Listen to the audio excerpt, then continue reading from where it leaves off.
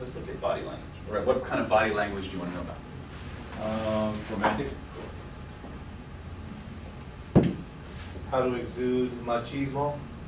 Oh, I know how to do that, and I He's don't Latin want to do American, that. I'm trust Latin. I don't want to do it. And that, when they say that it comes natural to Latinos, it does. And no, I don't want that. Yeah. Okay, I see. I want to be able to actually get away with it without having to be seen as machismo. That would be the best. You want to be a covert machismo? Yeah. Okay. Covert machismo. It's like jumbo shrimp. We've given life to it now that we've named it. All right, so what you want Maybe His multiple presence. words, so I don't know, I wonder. presence and authority. Fastest way to do this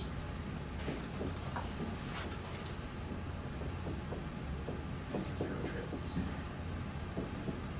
These are not body language per se. These are behavioral characteristics. Okay. A, when you speak, low resonant voice.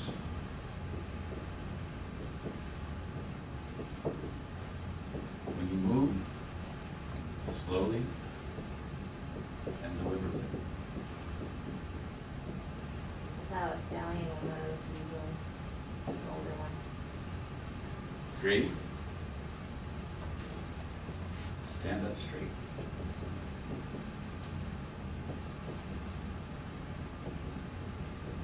4,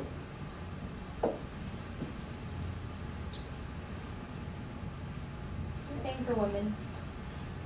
largely, No. largely. If you want this kind of presence, No, okay. okay.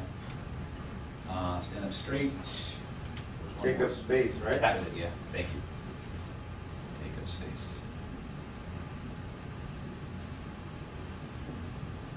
I've tried that one, it's kind of funny. I would add this in, but it's not always required. Be relaxed. Right. Comfortable in your own skin.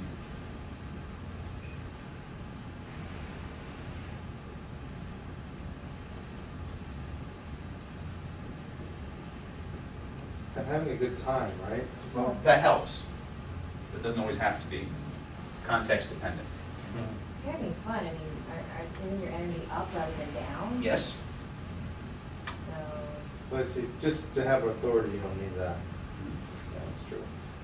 These would be more cross-contextual. Right. These are things I would adopt simply because they're just going to make you more effective and improve your life overall. Yes, sir. I will do that. You will do that. I was trying to move deliberately really slow. And you are moving deliberately really slow. Now, aren't you?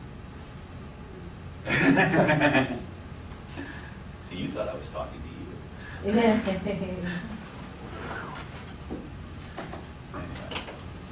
Yeah, the moving slow thing is good, but I forget to do that. okay, me time. You time? Me time. What's that? Body language for me then, what am I gonna do? Because I don't necessarily want to be a romantic hero, I already kind of am that like space. What is it that I'm supposed to be? What do you want to achieve? What do you want? What I want, you already know that, long-term relationship, loving long-term relationship. Okay, how does that start? Leading toward marriage. Long-term relationship leading toward marriage. How does that start? Do you think it starts with romantic hero traits? I think you need to tell me, where does that start? With connection, Okay, where does connection start? interaction, Interaction, how does interaction start? engaging, Engaging, how does engagement start? decision. Decision? Okay, I'm feeling a disconnect there. Really?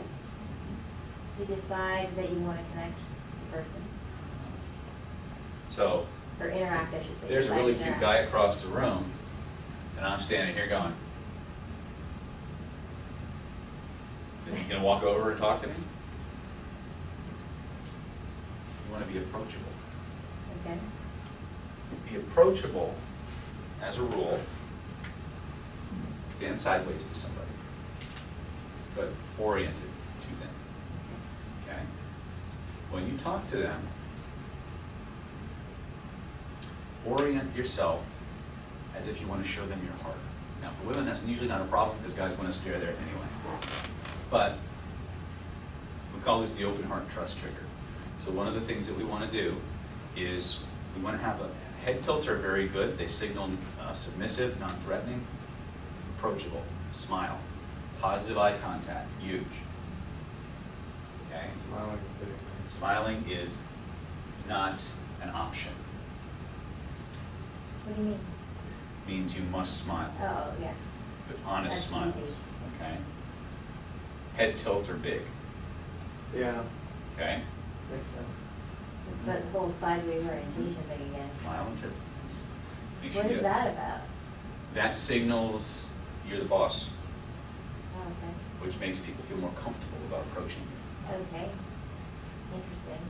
It's not what I would have thought. I thought, again, you're supposed to let them take the lead, so. They are, but But if you stand up like this, if I'm They're not in gonna a defiant or authoritative posture, I'm going to have much more reticence about approaching somebody because they look like they're on their guard. If I see somebody who's all like this, whether I'm cold or I'm stressed out, that's a no-go. You're going to have really piss poor calibration skills or be really horny to come up to somebody like that. In which case, either way, you don't really want them. Okay?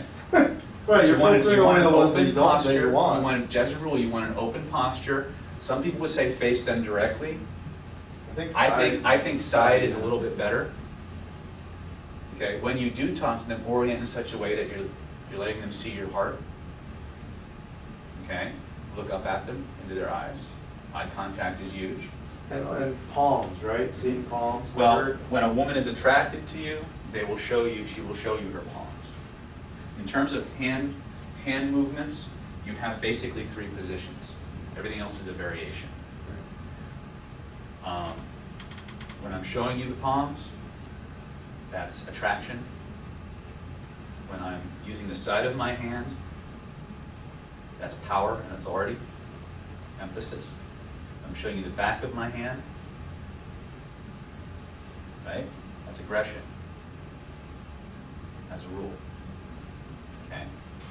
So what was the one in the middle? It was Power and authority.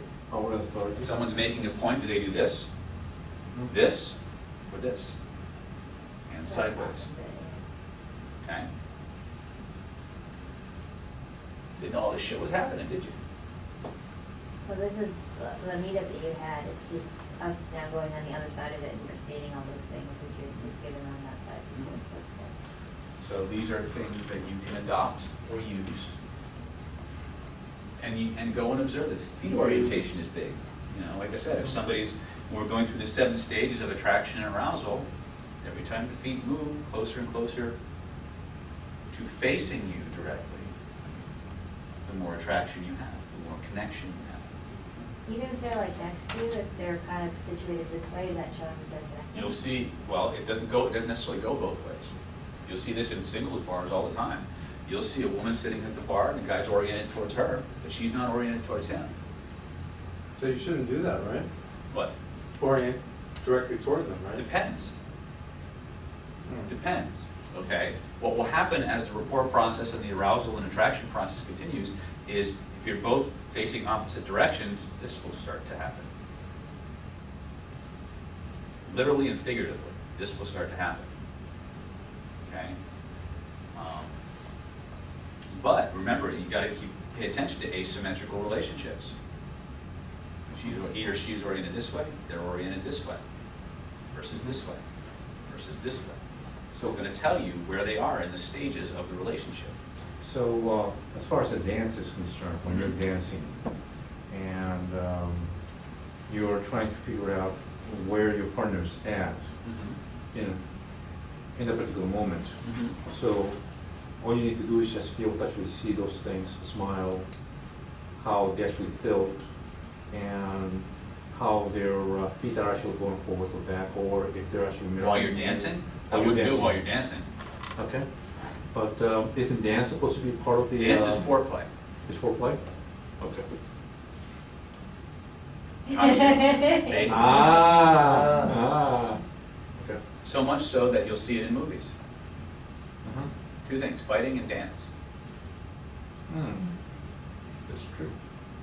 Okay? Anytime you see two people dancing, they're going to wind up in bed at some point or in a romantic relationship. Where did Hollywood get that? A woman will watch how you dance to figure out if you're a good lover or not. The more comfortable you are, the more you can move, the more attractive you become. Okay? It's the cool guys off on the side of the bar going, that never get laid. Usually. You don't need to be like, Fred Astaire or, John Travolta from Saturday Night Live, but get out there and move. We just match and mirror them. Yes. If you can just do what they do, there's Stay that with concept them. again. They're going to tell you exactly what moves to make and exactly how to make them. Entrainment happens. Poof. In Ryan's case, she was moving a little fast for him. Right? He took a little bit. She'd already given him a certain level of permission by dancing with him. And then he just went, okay. Right? Mm-hmm. He brought her into synchronization with him. Which also they just can't keep up. Yeah. So. Because they never think about making her stop. Right? Both work. That's the difference between pacing and leading and personal power. You interrupt the pattern and modify the pattern. When it's appropriate. He probably acted on instinct or just to gotta do something different. This is not working. Yeah. Okay. Yeah. So, see how it all kind of fits together? Next question. Okay. Yes. So, I'm trying to dance with the guys, and it's like it is boring, Like, I'll get down to their level, and we're basically not moving, because I can do all the hip shimmies and all that kind of Yeah. stuff. So, but I don't feel right. Like, if I'm trying to come down and match them, it just doesn't feel right. And actually, it feels like I lose rapport with them, which is interesting. Actually, you get bored and you get bored, basically, Yeah. because you don't want to lower yourself. You want them to raise themselves up. So it's not a bad thing then. It's just the way it is. If you want them to be attracted to you, you have to match them. Okay? The burden is on you. It's really boring. Exactly. But it's not about you. Right? You can't take them where you want them to go until you meet them where they're at. Okay? You may be able to rock their world in ways they can't possibly imagine. But if you never get past the first step, they're never going to know it. You're not going to get what you really want. And sometimes those kind of shifts are uncomfortable because it requires us to change. Like, I did slow myself down with the one person, and he also never took the lead. It was just like. Well, again, guys are clueless. So I just keep letting that happen? You have to decide at what point enough's enough.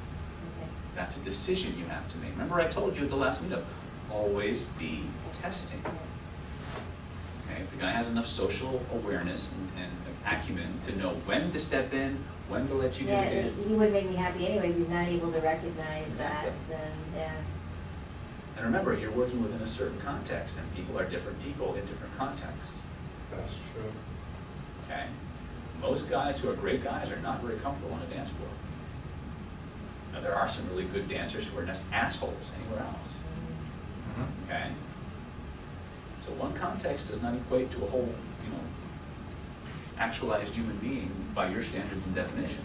I mean, the other thing is, I think most guys, if you just tell them what you want, they'll do it. Now, I understand that takes away, I think, for a lot of women, the allure, because they had to tell them. But you can't just tell them. Well, but didn't you say that I forget where you had found that information, this is to go into that it was supposed to be about a guy finding a woman with good intentions and a woman finding a man that wants to please her, so then it just perpetuates itself. Is that correct? Kind of lost me. Okay, so if you take that and if the man can find a way that they understand what I want, then I know that he'll Oh, constantly. you're talking about how to make the relationship last. Yeah, The principle there is if the man can communicate to a woman in such a way that she recognizes that he is being influenced by her good intentions, the relationship makes it. That's different. Okay? how is that different in the start of it though? Because if I see that they're not able to pick up on that, then how are they gonna continue that? Like if I have to keep telling them and telling them and telling them, then it's like, But I'm just Really? saying, when you first meet somebody, they don't know what you want at all. They don't even know you. So I'm suggesting is there's nothing wrong with just saying what you want. Giving them, now later on, if you've known them for a month and they still don't get it, that's different. Well, the things that what she's talking about is, what Tara's talking about is that you already passed that initial process, and how do you get to the next one? Right. But I thought we were talking about just dancing in the. Well, we're at different stages of the interaction. Okay? Right. We're talking about being approached, about Right. fundamental things. And again, you have to be careful about how you say, how You you gotta tell people. soften it, yeah. You gotta Soften it. soften. Otherwise, you come across as, being too pushy or bitchy, Yeah. and vice versa. Okay. I can't talk and reinforce the whole softening aspect enough. And you don't want to soften so much that you never get to the fucking point either. Yeah, it's true. You have to find the balance, and balance is not static. Balance is dynamic. Mm. It changes as the situation and the interaction progresses. Okay? The thing about guys is they're always looking for things to not change, unless they suck.